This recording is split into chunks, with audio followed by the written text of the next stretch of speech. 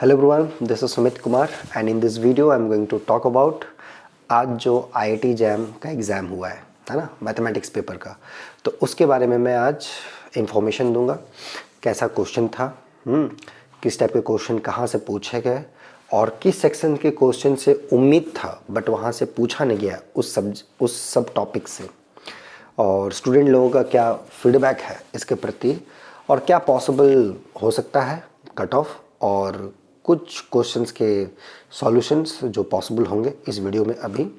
लेकिन यहाँ पे एक बात मैं क्लियर कर दूँ, आने वाले दिनों में मैं जो क्वेश्चंस मुझे जैसे जैसे मिलते जाएंगे उसका सॉल्यूशंस मैं यूट्यूब पे अपलोड कर दूँगा। ओके, टिल देन अभी तक जो मिला है, जो फीडबैक मुझे मिले हैं, जो कुछ हमारे स्टूडेंट जो एग्ज़ाम दिए और कुछ ऐसे भी स्टूडेंट जो ऑफिशियली हमारे रेगुलर स्टूडेंट नहीं हैं बट हाँ उन्होंने भी कुछ क्वेश्चन भेजे हैं, तो उसके आधार पे मैं ये आपको एनालिसिस देने वाला। और ये जो भी मैं क्वेश्चन डिस्कस करूँगा these are all memory based question. Okay, तो ऐसा नहीं है कि ऑफिशियली जैम का क्वेश्चन मेरे पास आया हुआ है, ये मेमोरी बेस्ड क्वेश्चन है जो भी स्टूडेंट को याद है। हो सकता है कि जो मैं क्वेश्चन बोल लूँ हो सकता है उसमें कुछ एरर हो, बट आप समझ लेना कि क्या है नहीं है। और जिस स्टूडेंट को भी लगे कि हाँ ये करेक्ट क्वेश्चन है या उनको याद है तो उनको मैं ज़रूर बोलूँगा आप कमेंट सेक्शन में क्वेश्चन को लिख सकते हैं ताकि और सब लोगों को भी फ़ायदा हो जाए। ओके, तो चलिए स्टार्ट करते हैं। तो पहला जो बच्चों ने क्वेश्चन भेजा है वो ग्रुप थ्योरी का है। पहले तो ये मैं बता दूं कि इस बार ग्रुप थ्योरी के क्वेश्चंस जो बच्चों से ओवरऑल जो फीडबैक मिला है कि आसान था। ग्रुप थ्योरी के जो क्वेश्चंस थे वो आसान थे। आसान इन द सेंस कि बहुत ही बेसिक फार्मूला बेस्ड क्वेश्चन पूछे गए। फॉर एग्जांपल जैसे मैं बताऊं कि जैसे कि number of group homomorphism from Z4 to S3, तो ये तो ऑफ कोर्स आपके पास एक आसान क्वेश्चन है, राइट। फिर एक पूछा गया कि किसी ग्रुप में लेट मी सी कि यस अगर कोई ग्रुप है ऑफ ऑर्डर 28 तो उसमें 7 ऑर्डर के कितने सब ग्रुप्स होंगे, और देन आस्किंग कि वो यूनिक है कि नहीं, और फिर उसके बाद पूछा जा रहा है कि वो नॉर्मल है कि नहीं। तो इस टाइप के क्वेश्चंस थे ग्रुप से। फिर था क्वेश्चन कि ओके S6 में कितने 4 साइकिल्स होंगे, ठीक है, 4 साइकिल 5 साइकिल जो भी हो, है ना, तो ये मेमोरी बेस्ड है। ओके, तो S6 में 4 साइकिल कैसे होंगे, फार्मूला बेस्ड है ना। अगर आपने ग्रुप थ्योरी पढ़ा होगा तो आपको पता होगा इसका क्वेश्चन का आंसर कैसे देना है। ओके, और S3 में शायद 2 ऑर्डर के एलिमेंट्स कितने हैं।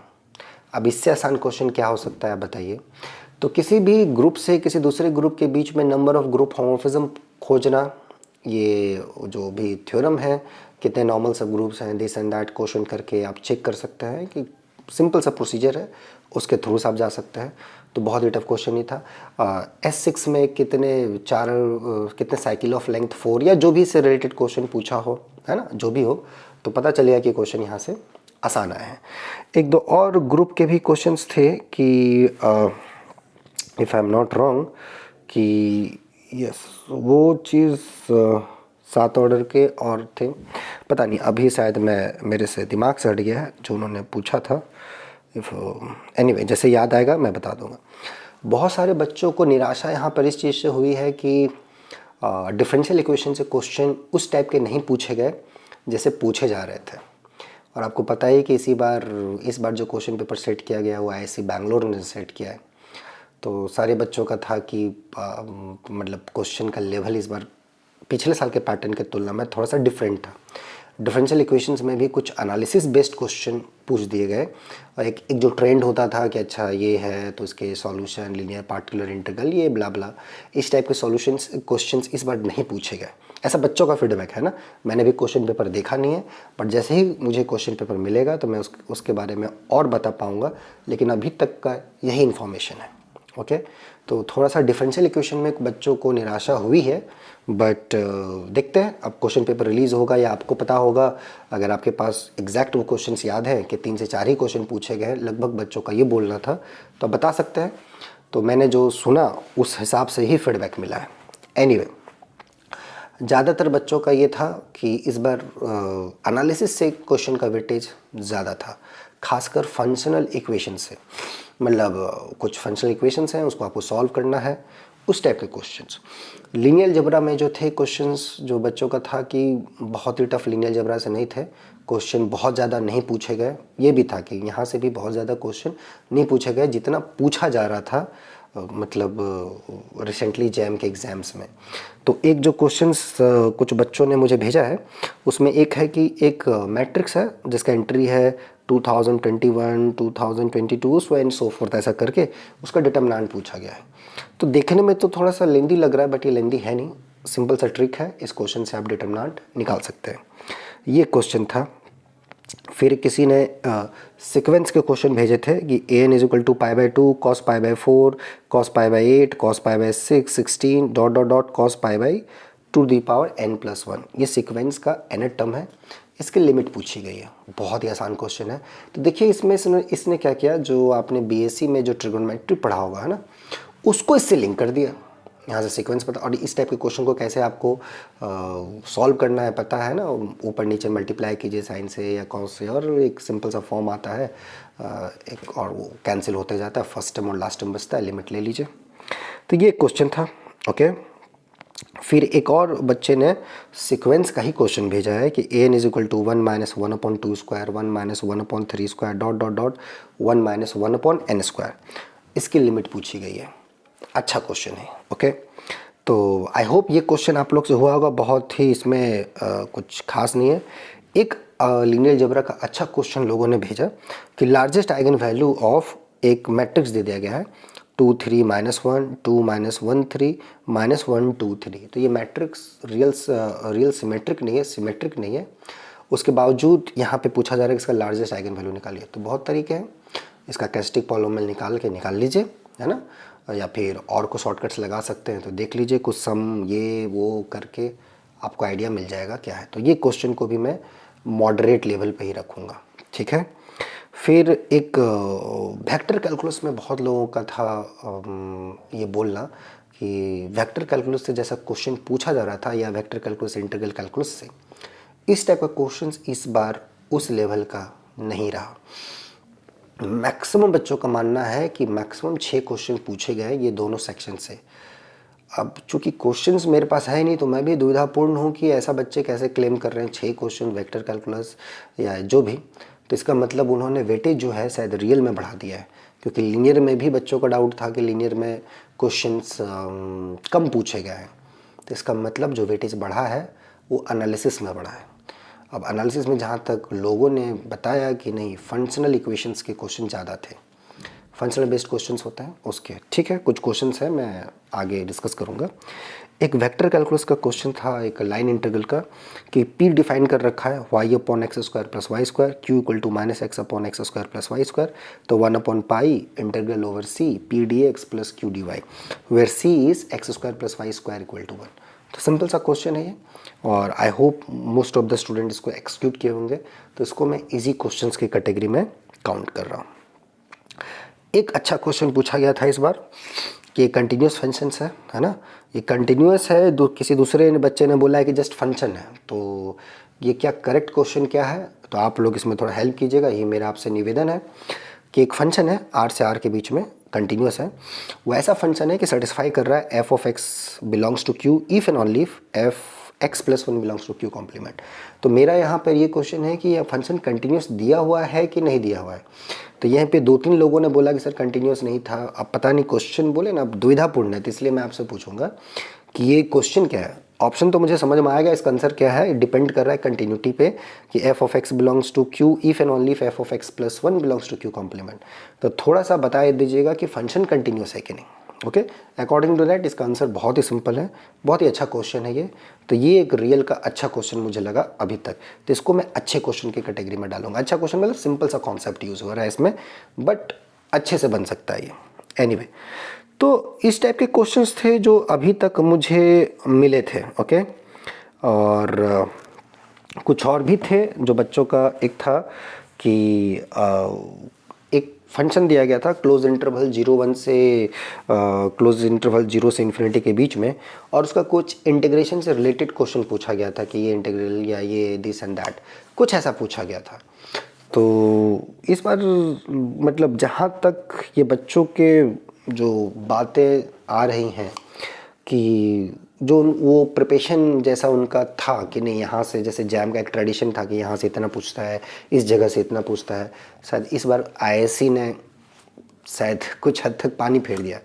कुछ बच्चों का ये भी मानना था कि क्वेश्चन पेपर बहुत ही आसान है।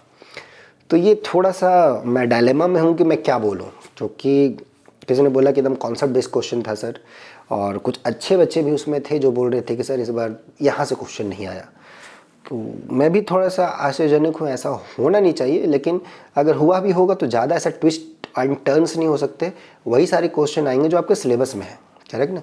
जो सिलेबस में है उसी से ही क्वेश्चन पूछे गए होंगे। हो सकता है उन्होंने रियल को या जो भी सीक्वेंस सीरीज या जो भी आप बोल सकते हो कंटिन्यूटी या फंक्शनल इक्वेशन, उसको वेटेज उन्होंने ज़्यादा दे दिया। टॉपोलॉजी के क्वेश्चन से मुझे देखे मतलब मिले नहीं, बेसिक टॉपोलॉजी के किस टाइप के क्वेश्चन पूछे गए। आपके पास होंगे तो आप ज़रूर बताइएगा। तो और थॉमे फंक्शन का भी एक यहाँ पे और है, एक बच्चे ने थॉमे फंक्शन के भी बारे में बताया। एग्जैक्ट क्वेश्चन नहीं बोल पाए कि लोग थोड़े से मुझे लग रहे थे कि जल्दी में थे, शायद एग्ज़ाम अच्छा ना गया हो या क्या दिक्कत हो। ये क्वेश्चन वो सारे बच्चे भेजे हैं जो मेरे पास नहीं पढ़ रहे अभी, है ना? तो वो सारे हैं, उनका था कि सर थॉमे फंक्शंस का जो था उसमें भी क्वेश्चन को उन्होंने ट्विस्ट कर दिया था। अब वो ट्विस्ट एंड टर्न्स क्या है मुझे पता नहीं, पर आप लोग को अगर पता होगा तो ज़रूर आप बताइए, ओके? और लेकिन इस हिसाब से जो अभी तक मैं देख पा रहा हूँ, अभी तक का जो इतना क्वेश्चंस मैंने देखा है, लीनियर के क्वेश्चंस मुझे बहुत ही आसान लगे, ग्रुप के क्वेश्चंस बहुत ही आसान लगे। तो इस बार अगर आईएससी ने प्ले किया तो वो एनालिसिस के साथ प्ले किया, उसका वेटेज उन्होंने बढ़ा दिया जैसा स्टूडेंट बता रहे हैं, और होना भी चाहिए। आईआईसी बैंगलोर एनालिसिस का गढ़ है ना? तो एनीवे, और वेक्टर कैलकुलस है जहाँ पे बच्चों को बहुत ज़्यादा डिसपॉइंटमेंट हुई है कि वेक्टर कैलकुलस से क्वेश्चन का वेटेज ऐसा नहीं रहा जैसा आई जैम के एग्ज़ाम्स में होते हैं। तो वो भी एक सुनने में आया है, बट जैसे ही क्वेश्चन रिलीज़ होगी तो मैं ज़्यादा उस बारे में और अच्छे से कमेंट कर पाऊँगा। और एनालिसिस मतलब कहने का मतलब कि एनालिसिस पे ज़्यादा जोर दी गई है। डिफरेंशियल इक्वेशंस के भी सेक्शन से 3-4 क्वेश्चन बच्चों ने बताया। ग्रुप थ्योरी के क्वेश्चन तो मैंने बताया बहुत ही आसान पूछे गए, और जैसा क्वेश्चन देख के लग रहा है कि आई डोंट थिंक कि ग्रुप थ्योरी के टोटल क्वेश्चन को बनाने में आपको हार्डली 5 से 10 मिनट या 10 मिनट से ज़्यादा लगा होगा, जैसा क्वेश्चन मुझे अभी तक मिला है। अगर आपका समय गया होगा तो मेरे ख्याल से एनालिसिस में गया होगा अच्छा खासा समय, क्योंकि एक दो क्वेश्चन जो मुझे दिख रहे हैं, जैसे किसी ने बताया कि थॉमे फंक्शंस को उन्होंने कुछ मॉडिफाई किया। वो मॉडिफिकेशन क्या था? अगर एक फंक्शन ये कि एफ आर से आर के बीच में ऐसे कितने फंक्शंस होंगे, number of functions such that F X belongs to Q if and only if F X belongs to Q plus one. तो अगर कंटिन्यूस है तो उसका आंसर भी ठीक है, और कंटिन्यूस अगर नहीं है तो फिर क्या है? तो थोड़ा सा इस क्वेश्चन को आप करेक्ट कर देंगे, क्योंकि डिफरेंट स्टूडेंट्स डिफरेंट अपने अनुसार दे रहे हैं क्वेश्चन। बट एनीवे, अगर किसी को करेक्ट पता हो तो ज़रूर बताइएगा। तो इस आधार पे तो, और कभी फिर एक मैट्रिक्स का लार्जेस्ट आइगन वैल्यू पूछा गया है ना, किसी मैट्रिक्स का डिटर्मिनेंट पूछा गया, और लीनियर ट्रांसफॉर्मेशन से तो क्वेश्चन बहुत ज़्यादा मिले नहीं मुझे, बट ये देख के पता चल गया कि लीनियर का क्वेश्चन आसान था। तो इस बेसिस पे मैं तो श्योर बता रहा हूँ कि जो बच्चों का लीनियर अच्छा होगा, रियल एनालिसिस बहुत अच्छा होगा, उन्होंने बहुत अच्छा पेपर दिया होगा। जिन बच्चों का एनालिसिस पे पकड़ थोड़ा बहुत ढीला ढाला होगा, उनका एग्ज़ाम उस एक्सपेक्टेशन के अनुसार नहीं गया होगा जैसा वो प्रिपेयर करके गए होंगे। तो कोई बात नहीं है, ज़्यादा हताश होने की ज़रूरत नहीं है। अगर ऐसा कुछ केस होगा तो जो कट ऑफ है मेरे ख्याल से वो थोड़ा सा कम होगा, है ना? बहुत कम तो नहीं होगा, बट हाँ थोड़ा बहुत कम ज़रूर होगा, क्योंकि इस टाइप की चीज़ें अगर हुई हैं तो अगर एज इट इज़ जैसा पैटर्न चला आ रहा है तो वही रहने वाला है जो पिछले साल तक था, उसी के 2-3 के आसपास, या तो कम होगा या उसी के आसपास रहेगा। लेकिन अगर इस टाइप का पैटर्न है, जैसा बच्चे बता रहे हैं कि यहाँ से क्वेश्चन ओडी से बहुत ज़्यादा नहीं पूछा गया, और जो पूछा भी गया उस पर एनालिसिस का ही जोर ज़्यादा था, तो उस हिसाब से मैं समझ गया क्वेश्चन क्या होगा। कंटिन्यूटी डिफरेंशियलिटी से रिलेटेड वो मिक्स होगा, that's what they want to say. तो उस लेवल पे मैं यही बोलूँगा, तो हो सकता है कि कट ऑफ कम जाए इस बार, हो सकता है। मैं ये आपको, क्योंकि क्वेश्चन पूरा सिक्योरिटी के साथ, मतलब है ना, श्योरिटी के साथ कोई बच्चे भेज नहीं पा रहे या सर उनको याद नहीं होगा, और मेरा भी ये पूछना लाजमी नहीं कि भैया एग्जैक्ट क्वेश्चन पूछो, है ना? तो मेरे ख्याल से वो कुछ दिन में क्लियर हो जाएगा जब क्वेश्चन रिलीज़ होगा। बट लेकिन ऐसा अगर हाल है तो डेफिनेटली कट ऑफ कम होने वाली है ना? और फॉर एग्ज़ाम्पल अगर पिछले बार 30 होगा तो इस बार हो सकता है 25 हो, 22 हो, 23 हो। तो 22 से लेकर 30 के बीच में यही ऐसा ही कट ऑफ होने वाला है इस बार, राइट? तो ऐसा रहा तो, नहीं तो अगर पिछले जैसा साल जैसा होगा क्वेश्चन पेपर अभी तक देखने से तो ऐसा लगा नहीं या सुनने में, लेकिन अगर ऐसा कुछ हुआ तो हो सकता है कि 2-3 मार्क्स कम हो सकते हैं, लेकिन बहुत ज़्यादा आगे नहीं बढ़ने वाला, उतना ही हो सकता है, ठीक है। बट एनीवे, जैसा भी आप लोगों ने एग्ज़ाम दिया, बस आगे की ओर ध्यान दीजिए। अब जो हो गया सो हो गया, आगे आने वाले और भी एग्ज़ाम्स हैं, TFR है, आपके ISI हैं, CMI है, और भी जो यूनिवर्सिटीज़ में आप जाना चाहते हैं उस जगह के एग्ज़ाम्स हैं, उसके बारे में सोचिए, अच्छा ट्राई कीजिए। और उस लायक अगर कुछ हो पाएगा TFR ये सब के लिए जो बैचेस चल रही हैं आप चाहते हैं तो आप मेल कर सकते हैं, ठीक है। कंसर्न स्टूडेंट्स को हम लोग कांटेक्ट करेंगे। और जो PhD के लिए प्रिपेयर करना चाह रहे हैं, इंटीग्रेटेड PhD के लिए, जो श्योर है, डैम श्योर है कि नहीं मेरा इतना मार्क्स आ रहा है या मैं इतना करेक्ट करके आया हूँ, और वो इंटीग्रेटेड PhD इंटरव्यू के लिए प्रिपरेशन करना चाहते हैं, वो भी अपना नाम लिख के मेल कर सकते हैं नोबल फोरम 05 पर, ओके। कंसर्न स्टूडेंट को हम लोग कांटेक्ट करेंगे, ओके। और जैसे ही कुछ क्वेश्चन हमें मिलते हैं, मैं आने वाले कुछ दिनों में आपको सॉल्यूशन ज़रूर दूंगा, ताकि आपको पता चल जाए कि ये क्वेश्चन का क्या एग्जैक्ट सॉल्यूशन है। तो ज़्यादा टेंशन लेना नहीं है, रिलैक्स रहना है, आराम से मैथमेटिक्स को करते जाइए और सीखते जाइए, ओके। ज़्यादा जोर नहीं डालना दिमाग में।